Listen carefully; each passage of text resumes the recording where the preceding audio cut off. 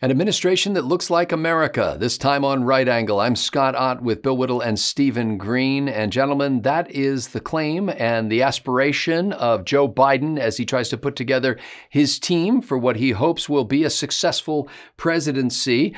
We spoke in a previous episode this week, kind of part one of this, about the approach that he's taken to trying to find people who have government experience rather than outsiders. In this episode, let's talk a little bit about diversity.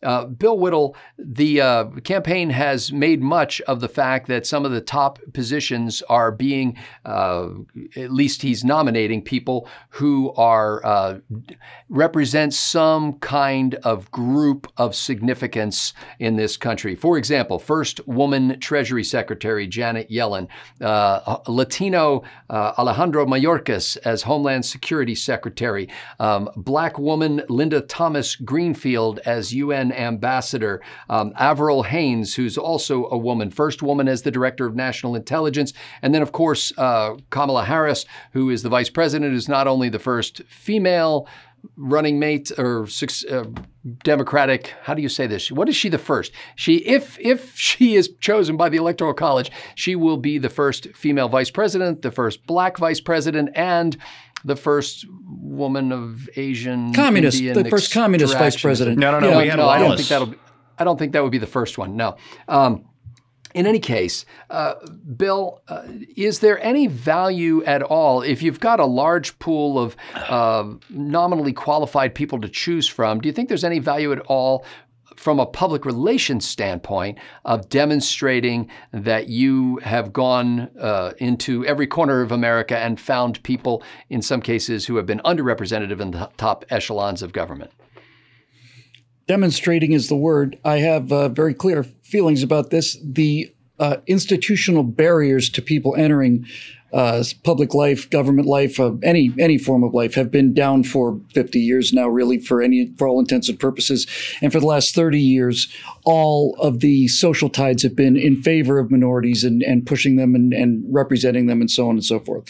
So as long as there are no institutional barriers to people entering the marketplace, whatever kind of marketplace it is, then you should be looking for the best people you can find.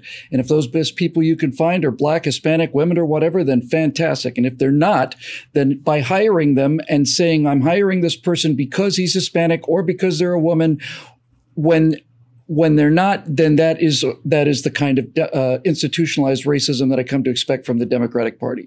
This entire process of everything in America, all public office, all of it, private, it should all be colorblind. All of it should be colorblind. You should be looking for the best people you find. And anybody who says to me that that's racist or white supremacist, my response to you immediately is, you are the racist here, not me. I'm talking about excellence. If you're saying that excellence means white males, then you're the person with the problem. You're the person who is incapable of believing or seeing that excellence alone should determine what people you get in this government or in any other organization.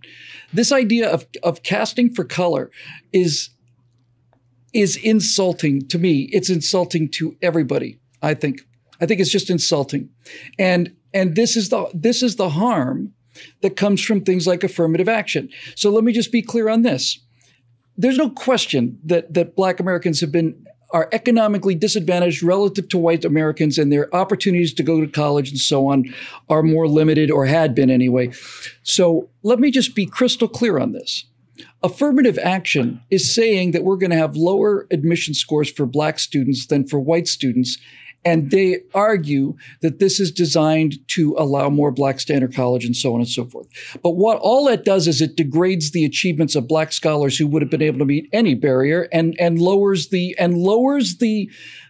standard of what they achieve. Now, I'm completely against affirmative action. You know what I'm 100% in favor of? 100% in favor of is the United Negro College Fund, which is the precise opposite. That is not saying, well, we're going to lower our standards so that you can get in. That's saying we're going to give you the financial help you need to get in and compete just on the same level as everybody else. And so when I hear this stuff about diversity hiring of any kind, I am constantly astonished that people could be as racist as that, as to think that we have to find that we have to find somebody, and this is the best Treasury Secretary we could find that is a Black Hispanic woman. I just find that offensive to blacks. I find it offensive to Hispanics, and I find it offensive to women. Because when you are advertising that, what you're basically saying is, you are saying that we are looking for somebody who fits this category that has nothing to do with the job. And you are essentially making the same argument that the affirmative action crowd makes. And it's unfair. It is every single black scholar in this country has to carry this affirmative action mantle, this burden on their shoulders of having people wonder, well, is this guy really good enough to get in, or did he just get a hold of the right political connections? So I'm against the whole thing on the purpose. That's because I'm an individualist and I believe in individuals, and I've seen extraordinarily competent people. I think Condoleezza Rice, just as one example, is the most competent person I think I've ever seen in government in the history of my life. Condoleezza Rice was not selected because she's black or because she's a woman. Condoleezza Rice was selected because she had the best mind on the planet that I could see. And this is the difference between the two things. This is entirely the difference between the two things. Stephen Green, I would imagine it's possible to look across the country and, let's say for Treasury Secretary, to find 100 competent people who could be Treasury Secretary of the United States, and then to decide from among that group that you're going to choose a particular person. Now, if that person happened to be a African-American woman, or just a woman, in this case as Janet Yellen, as a white woman, what difference does it make as far as competence goes? And isn't there some value in being able to say, look, if you look at the top echelons of our government, for many decades, they have been largely dominated by white men. What's wrong with opening the door a little further so that the realm of consideration can go broader than that? And specifically, while Bill's probably right that there's no institutional racism in the sense of laws that prevent people from getting in there are networks of affiliation and kind of old boy networks that they used to call, where, you know, if you're Joe Biden, you probably have a circle of friends and they probably all look like you. That's 30 years out of date, Scott. 40 years out of date. I know it's a question to Steve, but that's 40 years out of date. This idea that there's this cabal to keep white people in power is 40 years out of date. It runs exactly the opposite now, and it has for 25 or 30 years. Yeah. To answer your question, I'm opposed to affirmative action for all the reasons that Bill just went into, so I won't rehash that. But I do believe in outreach. If you're a company really from medium size or up, and you're hiring people who look the same, went to the same schools, had the same upbringings, you're missing out. You're missing out on people who understand different areas, different regions, different cities for marketing purposes. You're missing out on people with different experience who might bring new forms of innovation to your products. And it is very important, if you want to survive, to avoid that kind of groupthink that it's very easy for companies to fall into, especially successful companies who think they don't have to change at all. The problem with Washington is, one of the problems with Washington is these insiders that we talked about in the first segment of this two-parter. Their expertise mostly lies in not getting hit by baseball bats. Now, let me explain what I mean by that. We lurch from crisis to crisis. Washington is just caught up in this web of unintended consequences. You know, we passed the CRIs to encourage minority home ownership, but 10, 12 years down the line, it's so warped the market that it leads to the 2007-2008 crash, and now it's minorities losing their homes more than anybody else.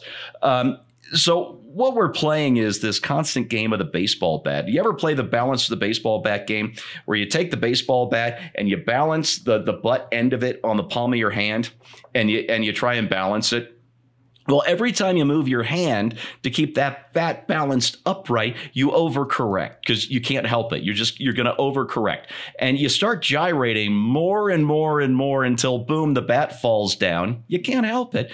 And you try not to get hit with it. Well, this is Janet Yellen's specialty. I'm glad you mentioned Secretary of the Treasury. She was there for the 2000-2008 crisis, and she knows how to paper over the crisis with a bunch of cash or whatever to avoid getting hit by the baseball bat this time.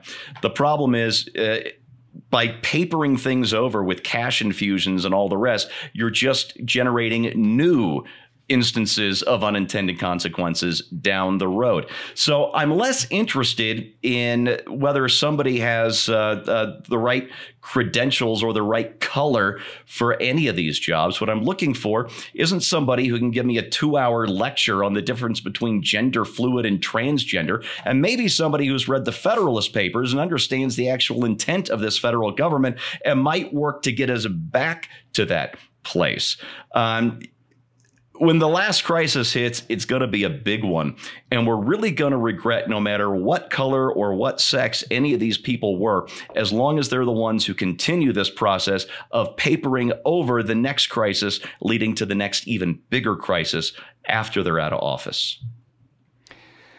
I don't think Joe Biden's doing the wrong thing by reaching out and getting a diversity of ideas, getting people from different upbringings, getting people of different sexes and different colors, and that's all fine. Like Steve suggests, when you have an organization of people who have a diversity of views on how they see things because of who they are and how they were brought up, or even from their color, they definitely have a different experience in this country. That's fine. I think that enriches the process.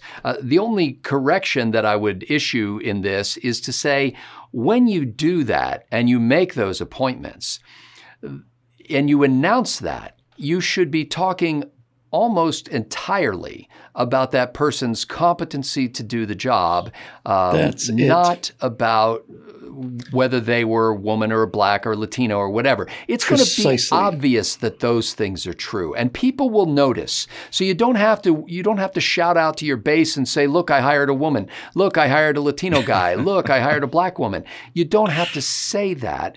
You know, it's like the old thing that I've mentioned many times of the football player who was doing the end zone dance, and the referee came over to him and took the ball from him and said, "Son, why don't you act like you've been here before and you plan to come back?"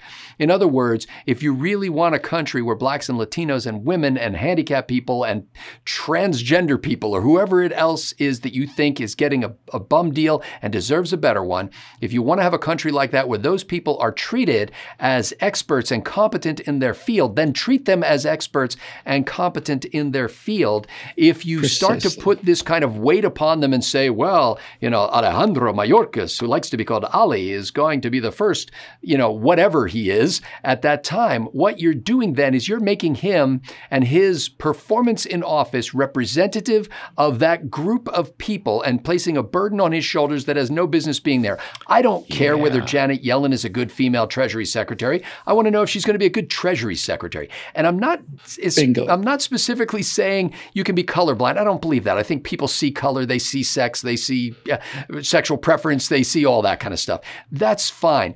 But you don't want to put the burden upon that person who's going to be the UN ambassador and say, well, how do you think she'll be as a black female UN ambassador? No.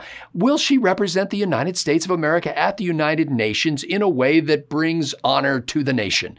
That's all you really should care about. I think it's awesome that she also happens to be a black woman. I said this before, on the night Barack Obama got elected, I wept with joy that the United States of America was able to vote for a black man as president of the United States, even though I disagreed with everything about his policies and his approach to governance. That's a great breakthrough, but just do it and do your job and do it great and let America see that there are no barriers in this country. For Bill Whittle and Stephen Green, I'm Scott Ott. Thanks to the members at BillWhittle.com for making Right Angle possible.